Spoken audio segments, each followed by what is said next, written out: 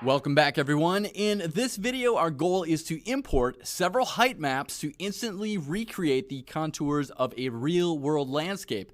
In the last video, I showed you how you can create a brand new landscape from scratch, one that you can sculpt and paint and do all those things on your own, which we still have yet to do. We've just got a flat, boring landscape for the time being. But while we're here talking about creating landscapes, let's talk about how we can import one that's already got some contours to it. And to do that, we're going to make sure that we're in our Landscape tab. We're going to come under our Manage tab underneath that. And underneath here along the left-hand side, make sure that you've got this New Landscape option selected. And here we're given some familiar options. Last time we created a brand new one, but this time we want to import from File, so make sure that you click on over here. Now, it's auto-populated some stuff in here for me already because I did a trial run before recording this video. Let me just click a couple of yellow arrows here to undo some of these settings. It's going to ask us if we would like to enable edit layers. Sure, let's say yes, we want to do that. Height map file. Now, where do we want to find the height maps to import? Well, attached to this course, you should be able to download 4 of them. These 4 in particular. When you download them, they should be available in your downloads folder. For me, I have these locally available within my OneDrive. These are the 4 you should be looking for. Now I'm going to import this guy first, and this is intentionally going to look like a pretty ugly looking height map. One thing I do want you to note about it is note all these white outlines that are separating the states. I've got different colors, shades of gray for the states themselves, but there's a white outline outlining each of the states. That'll come into play in just a little bit here. So let's specify our height map file by clicking on these 3 dots. I'm going to go with height map 01 there. And a few notes about all this before I actually create all this. Height map suggestions. UE4 Epic Games suggests that if you're going to import one, a 16-bit grayscale PNG file is suggested. You can use color PNGs, but they may not be exactly what you expect. The results may not be as desired. It's best to use a high-res image, something like 2048 by 2048 for greater detail. Images do not have to be equal dimensions or a power of 2. Now, when making a height map in an external application, let me just show you again some of these images here. A value of white is equal to, which is equal to 255 in all channels, will represent the high points, the highest points on your map. And a value of black, which is 0 in the RGB channels, will represent the lowest points, which means these different shades of gray are going to be somewhere between those two values. And that's how we figure out different heights based on the different shades of gray between black and white. Okay, let's talk about some of these options available down here. UE4 does give you some default settings based on your height map. Now you can change the section size and the sections per component and all that jazz. Typically when I'm importing a height map, I like to just click on this button, Fit to Data, and it'll already shape everything, give me the number of components and whatnot that I am looking for. When all that is done, you can go ahead and click this import button and you will notice some ugliness appearing right before your very eyes.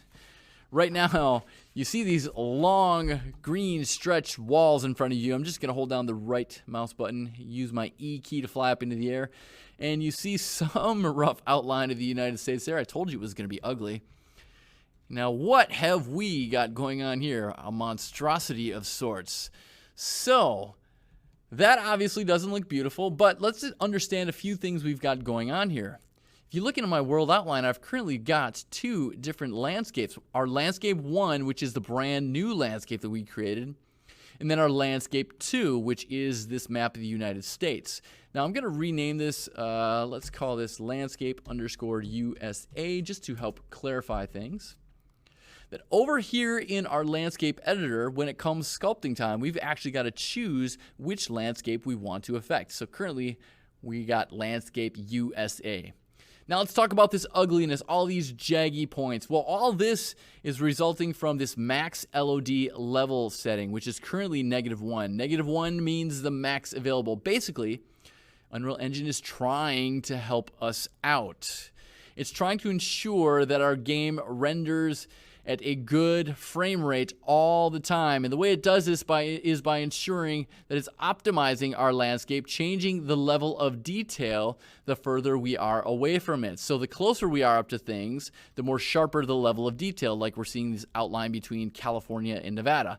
The further away we get, however, the more those level of details seem to fade away because we are theoretically so far away we don't care. If this absolutely drives you nuts, you can change your max LOD level between the values of -1 to 5.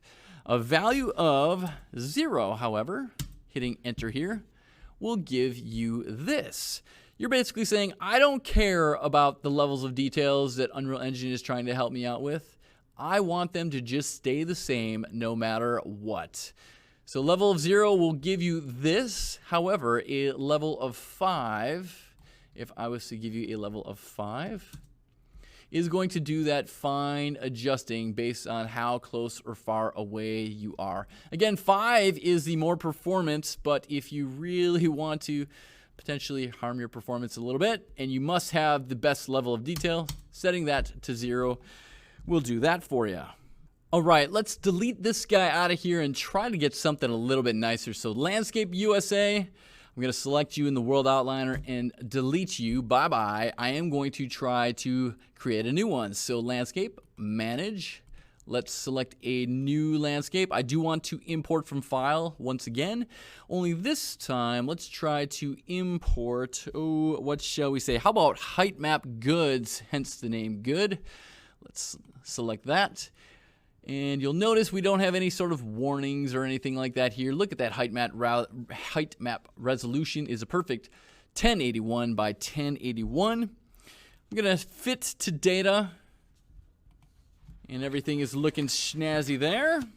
Let's go ahead and import. And you will see that this one looks a little bit nicer. Now, the reason we've got this green square right in the middle is because we need to select our new landscape actor. I'm going to call this landscape _ good. And then if I just change the Z location here, let's change it to be 5,000, shall we? That's still not too high. Let me actually jump out of my landscape mode and go back into place mode. Now I can raise up my landscape good. Come here. Come on up. And it does not seem to want to be rising up. Let's click off of it, raise it up again. There we go. Why that was not raising up, I don't quite know. There we go. So now we don't have that landscape that's underneath it kind of protruding. Now, note that a lot of times with your imports, things are not perfect. Note along the edges here, sometimes you have this sort of flat weirdness going on. So it's going to take a little bit of manual sculpting to fix this up. Also, you've got some miniature ridges here that might need some smoothing out. But all in all, this looks pretty nice. That was a nice import and gives you a great starting point. So with that, we can pretty much wrap up this lesson here. I do have a couple more height maps here that you can fiddle around with trying to import. There is one, this height map jagged, that if you import it, it's going to look kind of like a Minecraft level. So I'm just going to give you this as another option to try importing, just so you can see some of these differences between the qualities of height maps.